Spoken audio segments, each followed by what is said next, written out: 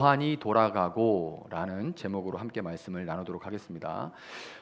두말할 거 없이 세상이 정말 빨리 돌아가죠. 제가 단톡방에 저도 참 기가 막혀서 물론 그렇게 될 날이 금방 오겠다라고 생각을 했지만 언젠가도 한번 언급을 했을 거예요. 챗GPT가 나왔을 때 조만간 AI 목사가 나올 것이다. 저만 예상한 게 아니죠. 그렇게 될 거라고 얘기를 했는데 제가 단톡방에 올려드렸죠. 뉴스에서 이미 공식적으로 독일에서는 이미 예배 시간에 AI 목사의 설교가 시작됐습니다. 그래서 이제 적당한 나이를 먹은 남자 목사의 목소리로 이런 설교를 하기도 하고, 또 상황에 따라 젊은 여자 AI 모습으로 또 이런 주제에 대해서는 그 주제에 맞는 그런 모습으로 나타나는 거죠. 그런 AI 설교가 시작됐어요. 그런 것이 이제, 그리고 의견도 우리가 볼 때는 그런 거 어떻게 해라고 생각하겠지만, 여러분 생각보다 정말 반반으로 딱 나뉘어집니다. 너무 편리하다, 너무 좋다. 그러니까 이제 사회는 점점 이제 우리는 안 그렇다 그렇게 말할 수 없어요. 이게 이제 소비주의 그리고 실용주의에 알든 모르든 우리는 다 깊이 발을 담그고 있기 때문에 내가 원하는 때, 내가 원하는 곳에서 아무 때나 AI 목사의 설교를 들을 수 있고, 내가 원하는 취향의 주제와 설교를 들을 수 있고, 내가 원하는 스타일의 목사님의 모습을 가지고 내가 그런 예배를 드리고 싶다. 그게 나의 중심이 되면 정말 그거는 한도 끝도 없고 그거를 다 막을 수도 없어요. 참 이렇게 정신없이 빨리 진행되고 있는데, 이런 미친 세상 속에서 사실 편리하다라고 느끼는 사람도 있지만, 그런데 많은 경우에 우리는 이제 뭐가 바이러스가 들어오면 몸에서 저항감이 일어나듯이 두려움이 막 일어납니다. 두려움이 일어나고 어떻게 되지? 하는 그런, 너무 빨리 가니까 이 속도에 막 두려움이 있어요. 그런 사람들에게 우리가 종종 뭐라고 위로를 하냐면, 인생은 속도보다 방향이야, 이런 위로들을 해요. 특히 이제 교회에서 믿는 사람들이 그런 말을 자주 합니다. 인생은 속도보다 방향이야. 방향만 맞으면 돼. 속도는 어떤 사람은 빠를 수 있고 느릴 수 있는데 방향만 맞으면 돼. 이렇게 얘기를 해요. 자, 사막을 건너는 6가지 방법이라는 책이 있습니다. 스티브 도나휴라는 사람이 쓴 책인데 얼마 전에 써서 베스트셀러가 된 책이에요. 사막을 건너는 6가지 방법. 거기서 이제 이런 말을 했습니다. 지도보다는 나침반이 필요한 시대이다라는 말을 했어요. 지도보다는 나침반이 필요한 시대이다라는 말을 했습니다. 어제까지 있던 길이, 사막에서 길을 찾는 방법, 사막에서 어제까지는 이렇게 가는 길이었는데 바람이 불어서 모래가 옮겨지면 그 길이 사라져 버리죠. 이런 식으로 어제까지 있던 길, 어떤 방법이 될 수도 있고 어떤 직종이나 직업이 될 수도 있죠. 이런 것들이 그냥 어제까지 있었는데 그냥 사라져 버리기도 하고, 없던 것이 불과 5년 전, 3년 전에 이런 직업이 있을 거라고 생각도 못된, 이런 방법이 있을 거라고 생각도 못한 그런 길들이 생겨나기도 하는 판에, 어제의 지도보다는, 지금은 내비게이션도 1년만 지난 내비게이션 못 씁니다. 막 이상한 길로 가라고 해가지고 이게 뭐야 막 이렇게 되죠. 여기서 공주 가는 길도 없던 길이 그냥 뻥 뚫려버리지 않았습니까? 전에는 없던 길이죠. 그러니까 어제의 지도보다는 나침반을 보고 방향을 잡아 나가야 되는 거예요. 그리고 이 나침반을 보고 방향을 잡을 때 모든 믿는 사람, 그리고 특별히 우리가 이 나침반을 가지고 나갈 때 나침반이 가리키는 그 방향은 언제 어디서나 모든 믿는 자들에게는 예수님과 그분의 말씀, 그리고 복음 전파가 될 거예요. 우리 교회 같다면 이 세종 땅에 복음의 나비 효과를 일으키게 하자, 이게 될 겁니다. 우리 교회의 모토가 뭐냐? 결국 우리 교회가 왜 세종에 있냐? 그렇게 얘기를 한다면 이 시대의 복음 전파는 끝났습니다. 이 시대에는 의미가 없습니다. 이 시대의 교회를 하는 것은 불을 지고 섭을 지고 불에 뛰어드는 겁니다. 의미가 없습니다. 기껏 해봐야 수평 이동이 될 뿐이지 작은 교회는 그렇게도 안 됩니다. 의미가 없습니다. 그렇지 않아요. 그렇기 때문에 이 세종 땅에 복음의 나비 효과를 일으키자 하고 여기 하나님께서 교회를 세워주셨는데, 우리의 방향은 결국에 글로 가야 되는 거죠. 예수님과 그분의 말씀과 복음 전파를 위해서 그 방향을 향해 나아가게 되는 거예요. 속도는 차이가 있겠죠. 그런데 이렇게 우리가 위로를 하면서 방향이 맞고 나침반을 보면서 가야 돼라고 얘기는 하지만, 한 방향으로 그렇게 걷다 보면 때로 이게 길은 닦여져 있는 길은 안 그런데 한 방향으로 걷다 보면 지금 어느 때보다도 교회가 이걸 많이 느끼고 있는 것 같아요. 전에는 텐트만 쳐도 교회는 성장하고 교회를 개척하면 이런 방향으로 가야 돼, 결국 이렇게 되는 거야, 몇 명 불러가지고 몇 명하고 이렇게 하면 이렇게 되는 어떤 정석들이 뭐 상황에 따라 다르긴 하지만 그래도 방법론들이 있었어요. 이렇게 하면 성장한다. 이런 방법들이 있었습니다. 근데 그런 거는 진짜 1년만 지나도 우리 교회는 쓸 수 없는 방법이 돼버려요. 지금은. 그래서 이제 나침반을 보고 가고 있는데 한 방향으로 걷다 보면 때로 높고 험한 골짜기를 만나기도 하고 그래서 막 막혀 있죠. 건너기 힘든 강을 마주하게 되기도 합니다. 자, 오늘 본문에 마가 요한이 등장을 하죠. 마가 요한이라는 이름이 나와요. 그는 바나바의 조카로서 생질이라고 되어 있어요. 이 생질로서 바나바와 사울로 이루어진 드림팀에 속해서 역사상 최초의 공식 전도 여행에 조수로 참여하게 됐습니다. 그러니까 바나바의 조카이기에 이제 조수로 그 역사상 최초의 공식적인 전도팀 드림팀이죠. 이름만 들어도 대단한 이 드림팀에 속하게 됐어요. 조수로. 자, 1차 전도 여행이 이제 시작이 됐고 정말 명불허전입니다. 전도팀이 이 키프로스 섬의 총독 서기오 바울 이제 키프로스 섬이 이탈리아 이쪽 로마에 속해 있기 때문에 이 서기오 바울이라고 되어 있는데 영어 성경으로 보면 이게 로마식 이름이구나라는 느낌이 와요. 여기 영어 성경에 보면 세르지오 파울로스라고 읽을 수 있습니다. 그냥 그대로 읽으면 세르지오 파울로스. 되게 이제 이렇게 들으면 이탈리아식 로마식 이름 같죠. 자, 세르지오 파울로스라는 총독이 있는데 그 옆에 유대인 디아스포라 중에 한 명인 바예수라는 이름의 마술사가 있었어요. 이 마술사가 복음이 전파되는 것을 막으려고 하죠. 그래서 이 전도팀과 마술사 사이에 영적 전투가 벌어집니다. 선교지에도 나가면 선교사들 집에 막 주술을 건다고 무슨 짐승에 목이 달려 있기도 하고 막 이래요. 밤에 와가지고 걸어놓고 막 흑마술하고 그러고 갑니다. 근데 우리는 아무 이상이 없어요. 왜? 하나님이 지켜주시니까. 그들은 그러고 나면 마을에 소문이 퍼집니다. 쟤들 분명히 연병이 걸려서 죽을 거야. 저 선교사들, 저 외국인들 곧 죽을 거다. 저 백인들, 우리가 백인이거든요. 백인들 곧 죽을 거다. 그런데 안 죽어요. 토끼발도 있고 별게 다 있습니다. 염소 머리도 있고 막 그런 주술을 막 걸어요. 위치 닥터들이 와가지고. 근데 선교사들 중에 그걸로 죽지 않습니다. 하나님이 지키시기 때문에. 여기 똑같은 일이 벌어지는 거예요. 영적 전투가 벌어지는데 거기서 승리해서 총독으로부터 총독이 그걸 보고서 하나님이 살아계시구나. 이게 진짜 신이구나 하고서 탑다운 방식이죠. 이제 아래에서 버텀업 해가지고 아래에서 위로 이제 복음이 전파되는 방식도 있지만 이 경우에는 이제 총독이 변화되고 밑으로 아예 이제 복음이 위에서부터 아래로 빠르게 복음이 전파가 되고 교회가 세워집니다. 정말 말 그대로 이 명불허전 전도팀입니다.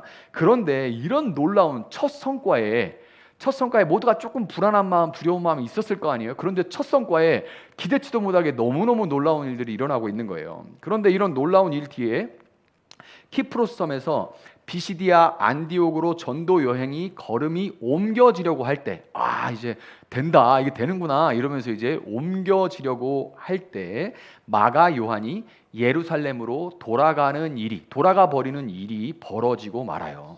도대체 왜 그랬는지 마가 요한이 왜 이랬다 하고 쫙 이렇게 이래서 이렇게 설명이 제대로 나오지는 않지만 이 일은 마가 요한을 제외한 나머지 전도팀이 그 후 3년 만에 제1차 전도 여행이 마쳐지고 그 전도 여행의 성과, 결과를 예루살렘 모교회에 보고할 때까지도 여전히 마가 요한이 예루살렘으로 돌아가 버렸던 일이 3년이 지났는데도 여전히 그 팀 가운데 불화의 불씨로 남아 있어요. 사도행전 15장 36절부터 41절을 한번 보도록 하겠습니다. 자, 제가 읽어드릴게요. 며칠 뒤에 바울이, 이게 15장 맨 마지막 절입니다. 며칠 뒤에 바울이 바나바에게 말하였다. 우리가 주님의 말씀을 전파한 여러 도시로 신도들을 다시 찾아가서 그들이 어떻게 지내고 있는지를 살펴봅시다. 그런데 바나바는 마가라는 요한도 데리고 가려고 하였다. 그러나 바울은 밤빌리아에서 자기들을 버리고 함께 일하러 가지 않은 그 사람을 데리고 가는 것을 좋게 여기지 않았다. 그래서 그들은 심하게 다툰 끝에 서로 갈라서고 말았다. 바나바는 마가를 데리고 배를 타고 키프로스로 떠나갔다. 그러나 바울은 실라를 택하고 신도들로부터 주님의 은혜가 함께하기를 바라는 인사를 받고서 길을 떠났다. 아멘. 자, 1차 전도 여행으로 세워진 교회가 많이 있어요. 이 키프로스 섬을 시작으로 많은 교회들이 세워졌는데 그 교회들을 그냥 내버려 두면 안 되죠. 제가 9월 말에도 아프리카를 돌아가는데 그 사실은 제가 이제 제 돈이 아니라 제 돈으로 해서 뭐 교회를 가지만 그쪽 교회들은 전부터 계속 저에게 다시 와서 한번 돌아보고 격려하고 교제를 나누자는 연락을 했습니다. 그런데 한국에서 이러고 있는데 무슨 형편으로 거길 가겠어요. 바쁘기도 하고 여러 가지 여유가 없고. 근데 마음에는 늘 부담이 있었어요. 왜냐하면 이거는 해도 그만 안 해도 그만인 일이 아니라 다시 돌아보고 이 교회가 왜 세워지게 됐는지, 어떻게 세워지게 됐는지, 하나님의 은혜가 어떠한지를 통해서 격려하는 일들이 필요하고 주 안에서 우리가 한 교회임을 격려하는 것이 필요해요. 그래서 이제 저도 9월 이제 추석 때 아프리카를 이제 한번 건너갔다 오려고 하는데, 그런 목적으로 또 물론 이제 제가 가서 그쪽에서 같이 집회를 준비해서 또 새로운 사람 전도도 하고 그렇게 해야겠죠. 자, 그렇기 위해서 다시 제2차 전도여행을 나가요. 교회들을 격려하고 더 그 교회들을 굳건히 하고 또 전도도 하기 위해서. 그런데 바나바와 바울 사이에 이 마가 요한의 전도팀 합류를 두고 의견이 갈리고 크게 다투는 일이 벌어진 겁니다. 역사에 기록된 다툼이에요. 구약에는 이제 아브라함의 이 종들과 그 누구야 롯의 종들이 싸우는 다툼이 한 번 있죠. 그런데 여기 신약에 오면 이 역사에 기록된 아주 큰 의견 갈림으로 인한 다툼이 벌어집니다. 분명히 방향은 맞는데 이런 일이 벌어진 거죠.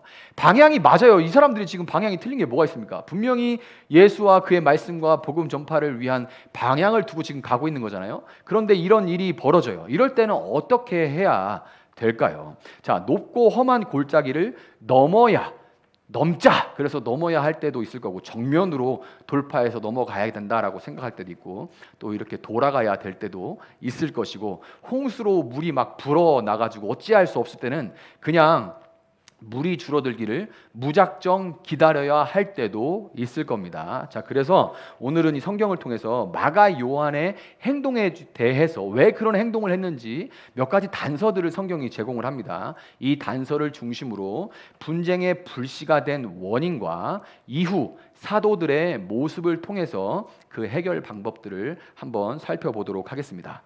자, 먼저 가장 단순한 이유는 마가 요한이 왜 돌아갔을까? 예루살렘으로. 가장 단순한 이유는 지쳤기 때문에 그래요. 지쳤기 때문에. 성경에는 요한이라고만 돼 있는데 오늘 본문에는 요한이라고만 돼 있죠. 요한이 예루살렘으로 돌아갔다 이렇게 돼 있죠. 근데 제가 자꾸만 마가 요한이라는 말을 쓰죠. 왜 자꾸 마가 요한이라고 제가 부르냐면, 그가 오순절 성령 강림으로 예루살렘에 최초의 교회가 탄생하게 된 바로 그 마가 다락방의 주인이기 때문에 그렇습니다. 그래서 제가 자꾸 그것을 강조하려고 마가 요한이라고 부르는 거예요. 자, 우리나라에 성경이 최초로 번역됐을 때 지금은 없어졌는데 쓰지 않는데 개역 성경이 있고 그 다음에 개역 개정이 나오고 우리는 새 번역을 쓰고 있죠. 지금도 한국 교회 대부분은 개역 개정을 쓰고 있습니다. 그런데 개역 성경이 번역된 거는 1938년이에요. 그 세로로 돼 있다가 가로로 됐죠. 세로로 돼 있을 때 한자도 막 섞여 있고 그런 개역 성경 1938년에 번역된 겁니다. 그거를 제가 예수님 처음 이제 만났을 때, 그러니까 청년 때 아직도 개역 성경을 보고 있었어요. 1938년에 번역된 거를. 자, 굉장히 오래 썼죠. 그만큼 또 잘된 번역이기도 합니다. 그런데 이 개역 성경이 번역될 때, 성경이 최초로 번역되던 당시에는 한국 이 조선 땅에 2층 집이 거의 없었어요. 여러분 머릿속으로 생각해 보세요. 조선 땅에 2층 집 없었습니다. 있어봐야 작고 좁은 다락방이 다였습니다. 그러니까 한국 사람의 인식에는 2층 집이 없는 거예요. 영어로 어퍼룸이라고 돼 있는 이런 개념이 없어요. 그러니까 번역을 할 때 없는 단어를 어떻게 만듭니까? 그러니까 이해시키기 위해서 휘페룬이라고 되어 있는 이 단어를 다락방으로 번역을 해가지고 지금도 마가의 다락방이라고 말하는데, 여러분 시골에서 저도 할머니 집에서 어렸을 때 자랐는데 할머니 집에 있는 그 다락방, 뭐 이런 저런 짐 같은 거 있고 거미줄 잔뜩 있고 더럽고 낡은 그 좁은 다락방에 120명이 함께 모여서 기도했다는 것 자체가 말이 안 되죠. 아니 뭔 다락방에 120명이 모여. 우리 지금 한 20명, 30명 모이는데 이 정도 공간이 필요해요. 근데 120명이, 또 유대인들은 이러고 있는 게 아닙니다. 이러고 기도해요. 이러고 유대인들은 이러기도 합니다. 그러니까 한 사람이 이 정도 공간이 필요한 거예요. 120명이 거기서 모여서 있는데 그 공간이 작은 공간이 아니죠. 120명, 그 2층 집에, 그러니까 마가의 집은 2층 집에 120명이 모여도 넉넉할 정도로 굉장히 큰 집이었어요. 또 그 많은 식객들이 얼마나 많은 음식들을 먹어치웠겠습니까? 근데 그거 다 된 거예요. 다. 자기들이 물론 좀 싸운 것도 있겠지만 그건 뭐 한계가 있죠. 그걸 다 먹여주고 재워준 겁니다. 당연히 바나바의 누이와 그 아들 마가는 부자였을 테고 고생이라고는 모르고 자랐을 부잣집 도련님 마가에게 이런 먼 길 여행은 굉장히 벅찼을 거예요. 잠자리가 편했을까요? 먹을거리가 풍성했을까요? 당연히 우리가 상상할 수가 있죠. 더군다나 이렇게 육체적으로도 이런 것 때문에 힘든데 이거 뭐야, 이런 거 먹어야 돼 내가? 뭐 이런 생각 들죠. 그런데 더군다나 생전 처음 보는 이 마술사는 온갖 술수로 죽이려고 계속 달려들어요. 막 없는 말 지어내고 그리고 막 흑마술 걸고 막 이러고 있는 거죠. 막 자고 일어나니까 막 토끼발 걸려 있고 막 이런 거예요. 물론 나에게 작동할 거라고 믿지 않습니다. 그러나 그 기분 되게 나빠요. 여러분 자고 일어났는데 마당에 막 이게 염소 머리 막 이렇게 피 이렇게 있고 있어 보세요. 기분 좋은가? 굉장히 안 좋습니다. 이런 적대적인 상황, 나를 꺼려하는 것 정도가 아니라 나를 엄청나게 싫어하고 죽이려고 하는구나라고 여겨지는 그런 상황이죠. 당연히 마가 요한은 육체적으로, 정서적으로, 정신적으로 지쳤을 거고 그럴 수 있습니다.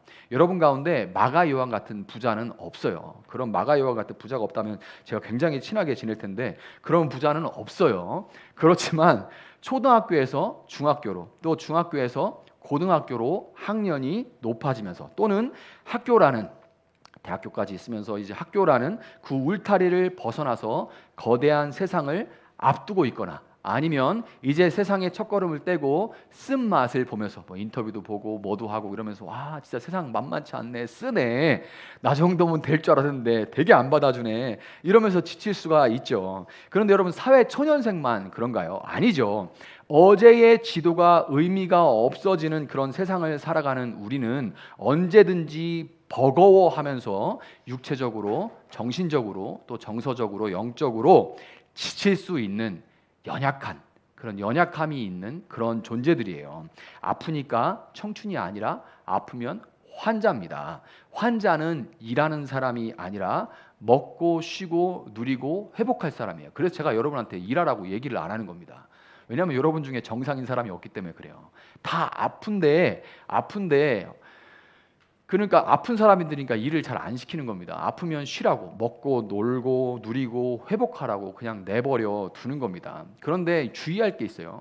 첫 번째, 자기가 아픈 걸 숨기려고 하면 그런 문제가 생깁니다. 나 아픈데, 그리고 나는 어린아이인데 어른인 척 하려고 하거나, 아픈데 안 아픈 척 하거나 그러면서 막 일하려고 막 이렇게 하면 부작용이 반드시 생겨나게 돼 있어요. 제가 일하라고 하지 않으면 일하지 마세요. 그냥 놀고 먹고 쉬고 누리시기를 바랍니다. 또는 반대로 나 아픈데 그냥 이 상태에 머물러 있으려고 하는 그런, 그냥 나는 아프니까 돌봐주네, 아프니까 아무것도 안 하네, 좋네, 이 상태로 계속 있어야지. 아픈 것도 익숙해집니다. 그냥 무기력에 있어서 그냥 그 자리에 계속 있으려고, 머물러 있으려고 하면 문제가 생기는 거죠. 이 두 가지를 피한다면 여러분, 교회에서 아프면 청춘이 아니라 아프면 환자입니다. 누리고 회복할 수 있기를 바랍니다. 마가가 이런 상태였던 거예요. 마가 요한의 행동에 대해 성경에 또 다른 단서가 하나 있는데 뭐냐면 4절부터 12절, 성경 있는 분 한번 펴보세요.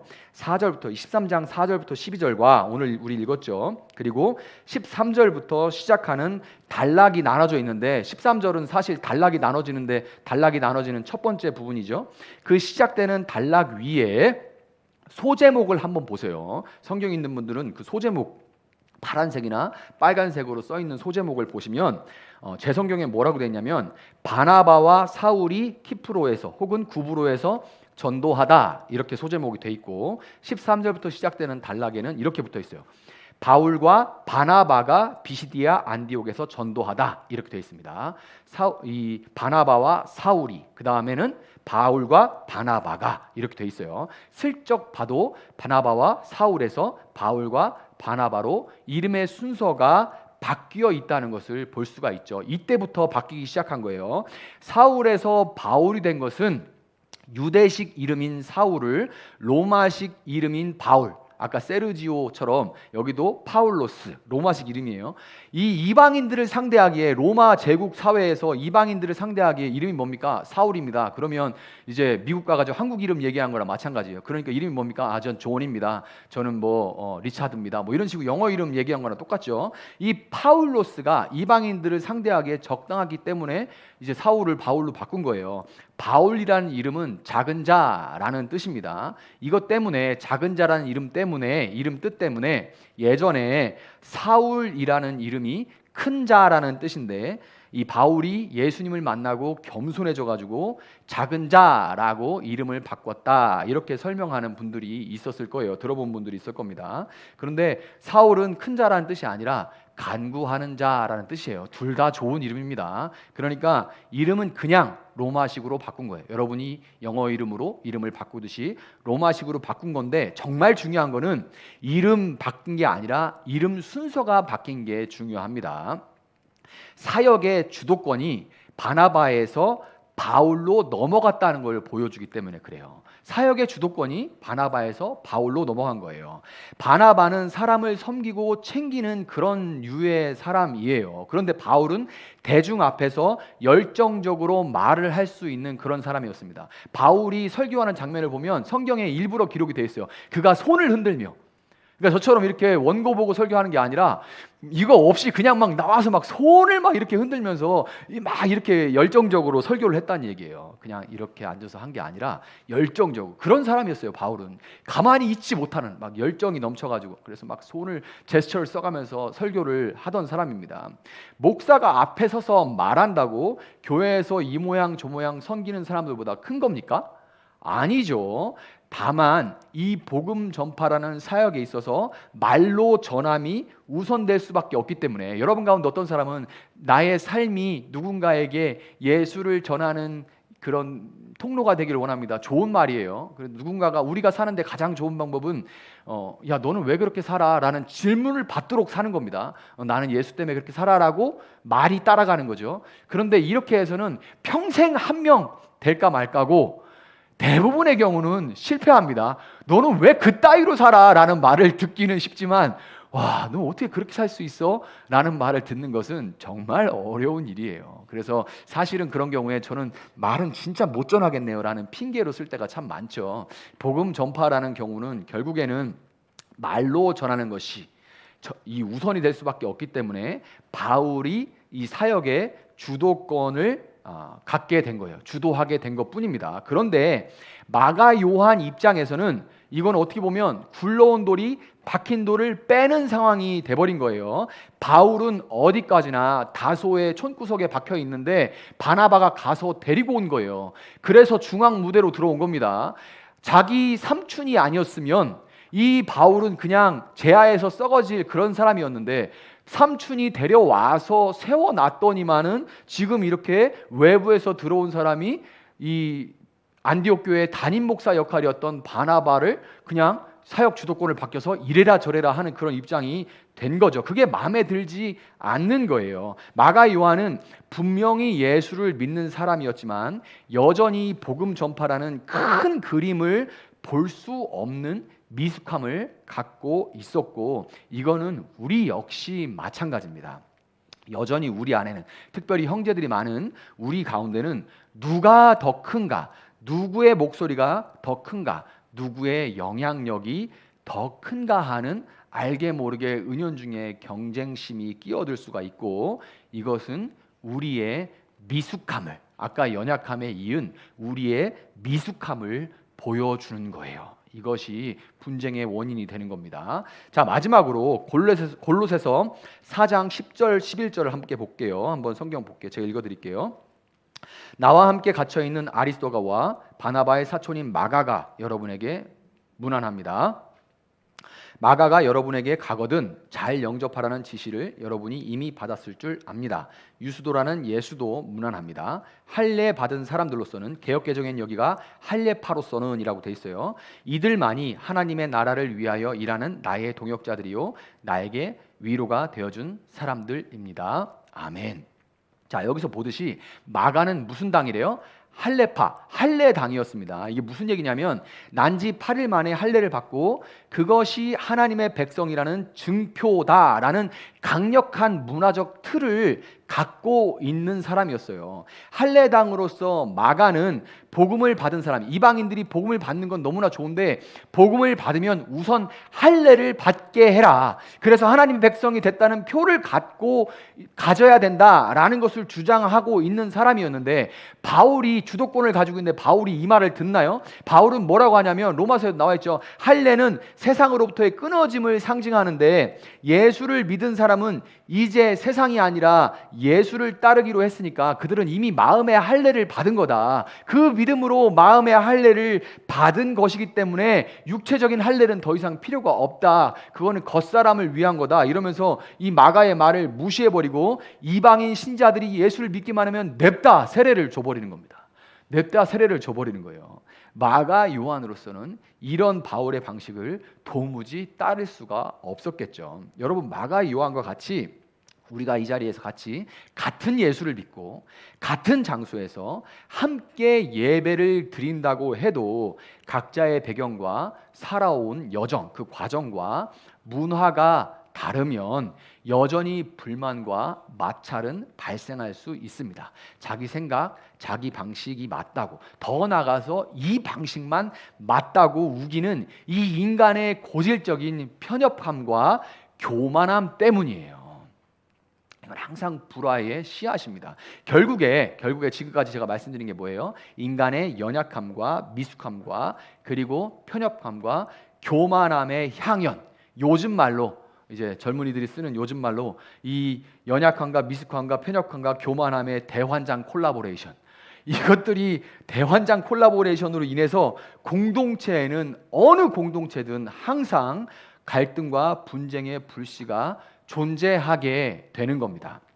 자, 아까 읽은 이 사도행전 15장 말미를 보면 이런 불씨로 인해서 결국 분쟁이 발생을 해요. 분쟁이 발생했을 때 바울과 바나바는 그것을 대하는 방식이 달랐습니다. 이 분쟁을 처리하고 그 분쟁을 대하고 처리하는 방식이 달랐어요. 바나바가 마가 요한에게 한 번 더 기회를 주자 이렇게 주장하는 관계 중심적인 그런 사람이었다면 바울은 철저하게 복음 전파라는 사역 중심, 교회가 몇 개 더 세워지느냐, 얼마나 복음이 전파되고 얼마나 많은 사람들이 세례를 더 받고 예수를 주로 고백하느냐, 여기에 더 중심을 두는 사역 중심, 즉 일 중심적인 성취 지향형의 사람이었어요. 자, 저희 집을 비롯해서 많은 가정에 바나바와 바울이 함께 살아가고 있죠. 모든 집들에는 바나바와 바울이 함께 살아가고 있습니다. 자, 그러면 둘 중에 누가 옳은가요? 이 문제를 대하고 문제를 처리하는 방식에 있어서 둘 중에 누가 옳은가? 1. 바나바가 맞다. 2. 바울이 맞다. 3. 둘 다 틀리다. 4. 둘 다 맞다. 뭐가 답일까? 정답은 기말고사 기간 아닙니까? 정답 4번. 뒤에서 김사호가 4번이래요. 정답은 정답에 이 답에 없다입니다. 보기에 없다. 왜냐하면 문제 자체가 잘못됐어요. 교수님 이건 문제 잘못됐습니다. 이렇게 얘기해야 돼. 왜? 누가 맞냐가 아니라 관계 중심, 일 중심 둘 다 필요하기 때문에 그래요. 둘 다 필요해서 이게 맞다, 저게 맞다, 둘 다 맞다, 둘 다 틀리다는 다 틀려요. 그래서 4번이라고? 끝까지 맞다. 예, 맞습니다. 네네. 사모님은 항상 옳습니다. 자, 둘 다 필요하기 때문에요. 그런데 중요한 거는 무엇을 위해서 필요합니까? 무엇을 위해? 무엇을 위해 둘 다 필요하죠. 이 무엇을 위해서라는 게 바로 갈등과 분쟁의 해결책을 위한 실마리예요. 여러분, 갈등과 분쟁은 우리의 연약함과 미숙함과 편협함과 교만함이 드러났다는 것을 의미하는 겁니다.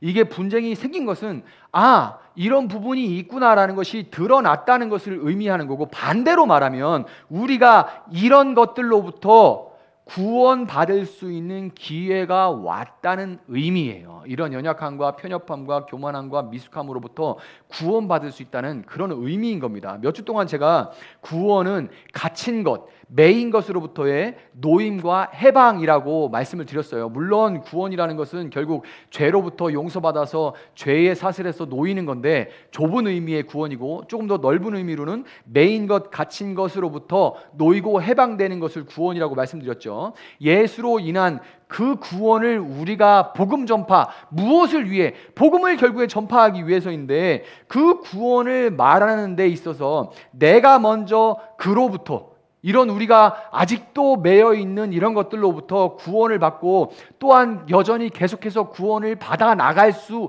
있는 거죠. 우리는 어린 아이들에게 종종 야, 친구랑 사이좋게 지내, 가영아 친구랑 사이좋게 지내, 이렇게 얘기를 해요.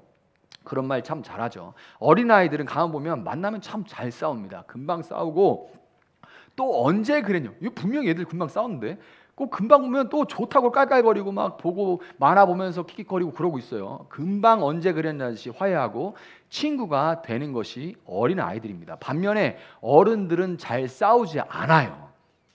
어른들은 잘 싸우지 않습니다. 그래서 겉으로 보면은 굉장히 사이좋게 지내는 것처럼 보이죠. 그렇지만 진짜 친구가 되기는 참 어렵습니다.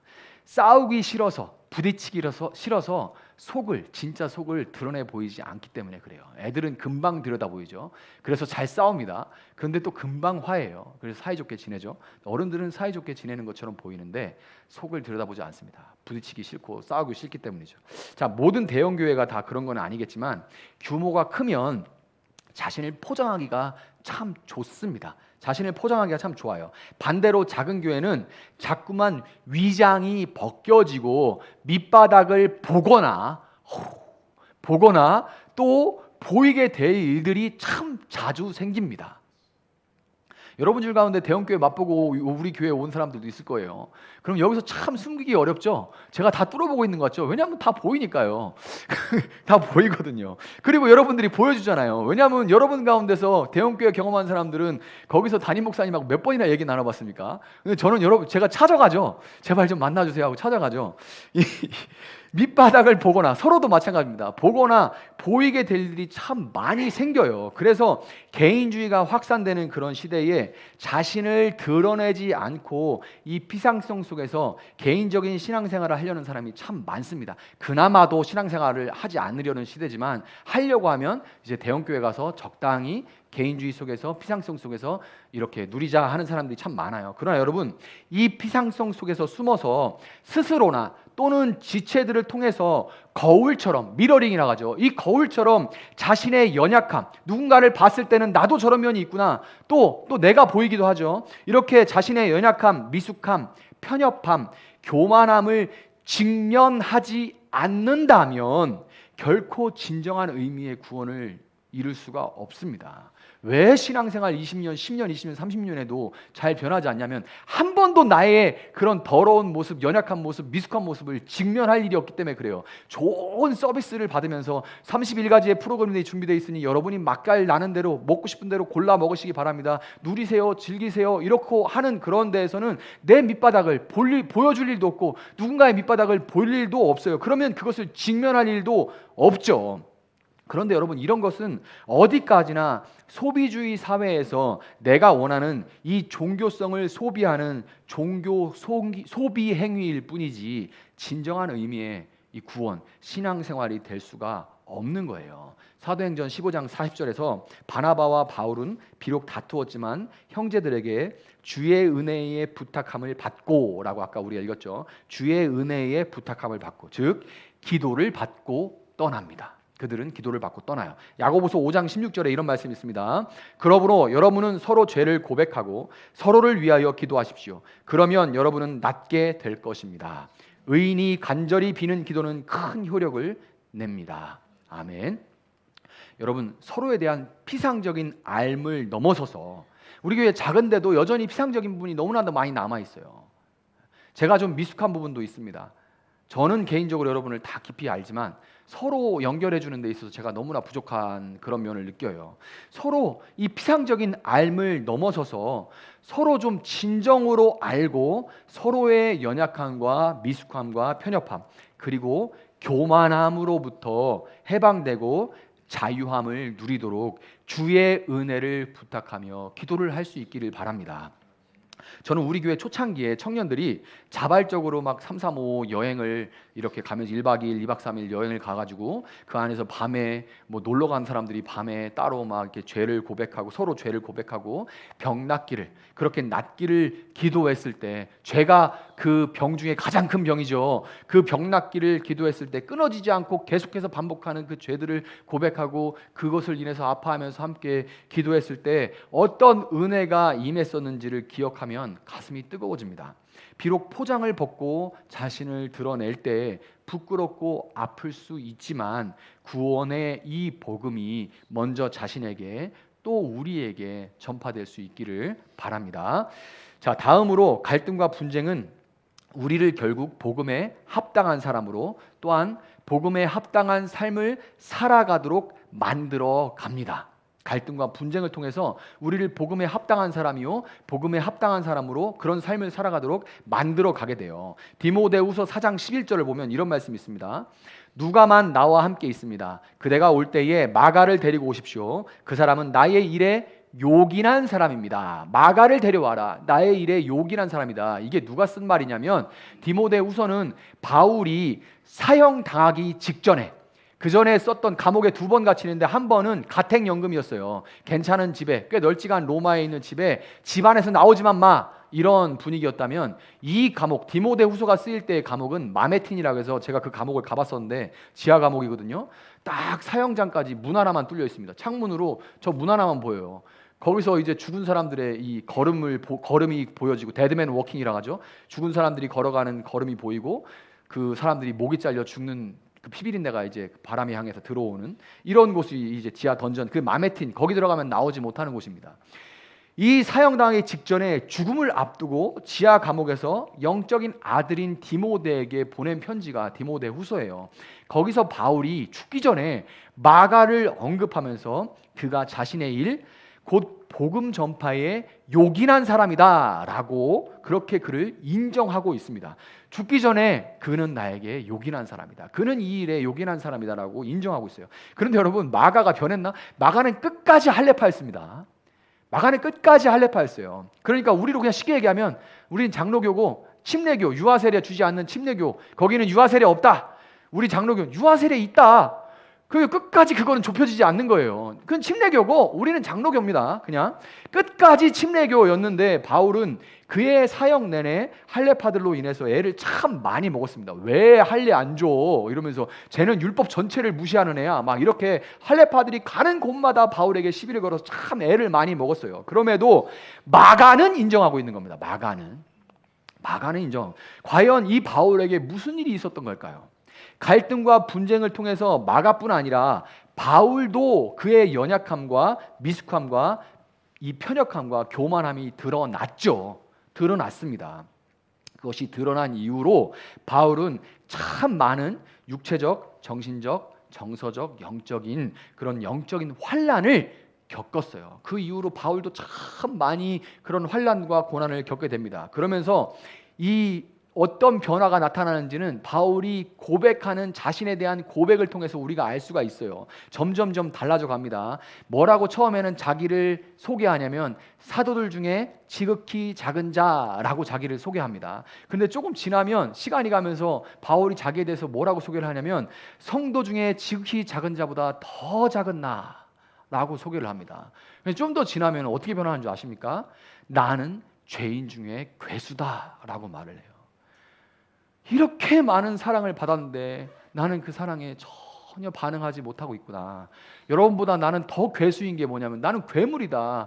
어떻게 이런 사랑을 받고 이렇게 변하지 않느냐. 나는 괴물이다.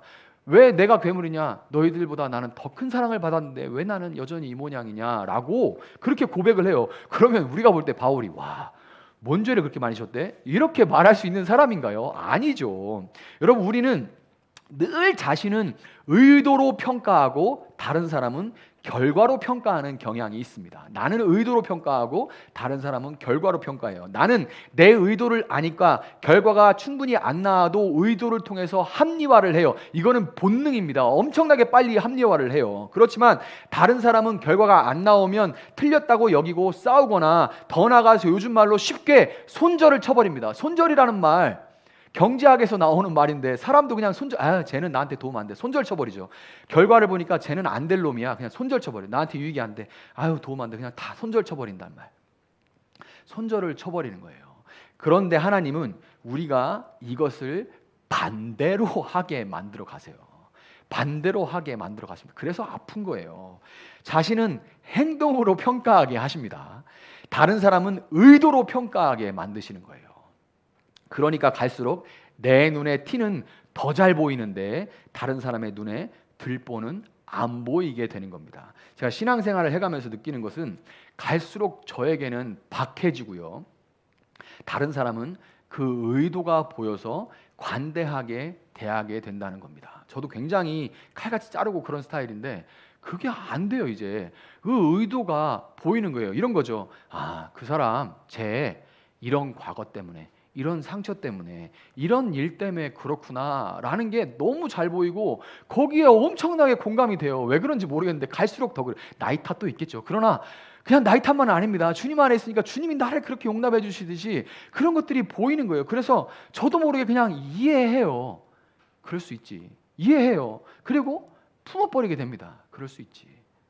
그런데 반대로 제 안에 있는 연약함과 미숙함과 편협함과 교만함에 대해서는 굉장히 예민해집니다. 굉장히 예민해지고 못 견뎌요.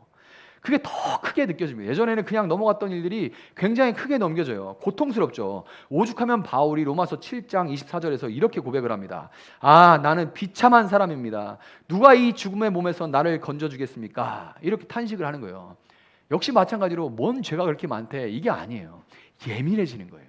자기에 대해서는 예민해지는 거예요. 여러분 바울이 그랬던 것처럼 나에 대해서는 박해져서 지극히 겸손해지고 다른 사람에 대해서는 한없이 관대해져서 용납하고 오래 참아주고 기다려주는 것 또한 그렇게 만들어 가시는 것 그것이 바로 하나님이 갈등과 분쟁을 통해 하나님의 사람을 만들어가는 그 다루시는 방법이라는 것을 여러분 믿으시길 바랍니다. 말씀을 맺도록 하겠습니다. 누가복음 22장 31절 32절을 보면 제자들과 최후의 만찬을 나누시던 예수님이 베드로에게 이렇게 말씀하세요.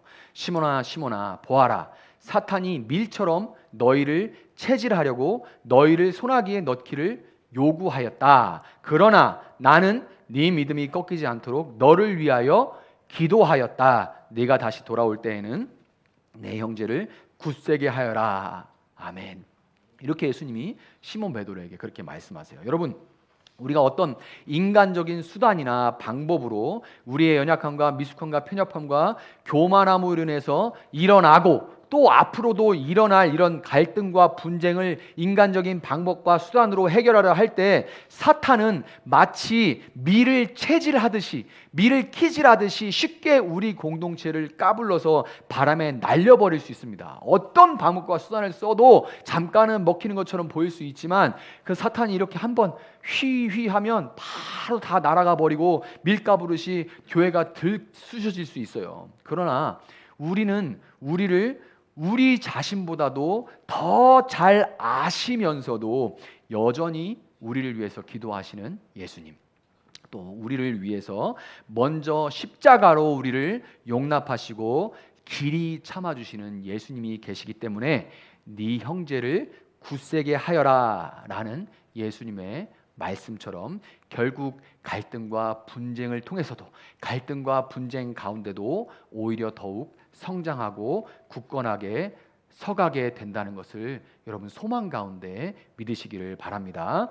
나침반이 가리키는 예수님과 나침반이 가리키고 있는 항상 좀 흔들리긴 하죠. 이렇게 나침반 침을 보면 이렇게 흔들려요. 나침반이 없습니다. 그러면 여러분 폰 같은데 나침반 기능이 다 있어요. 그럼 웃기죠. 그런 디지털인데도 그 안에서도 나침반이 이렇게 흔들리고 있습니다. 나침반의 특징이에요. 방향을 가리키긴 하는데 딱 고정돼 가지고 가리키는 게 아니라 흔들리고 있습니다. 항상 여기 이렇게 흔들리는 일들이 있어요. 분명히 계속 가리키긴 하죠. 그런데 그 자성을 흔들리게 하는 다른 것들이 있어요. 전자파도 있고 뭐 이런저런 자성들이 계속 침을 이렇게 흔들리게 만드는 일들이 있습니다. 나침반이 그러나 흔들리는 가운데도 여전히 가리키고 있는 예수님과 그분의 말씀, 그리고 복음 전파를 위해서 지친 날개를 다시금 활짝 펴고 날아가는 여러분과 우리 세종나비교회가 되기를 예수님의 이름으로 축복합니다.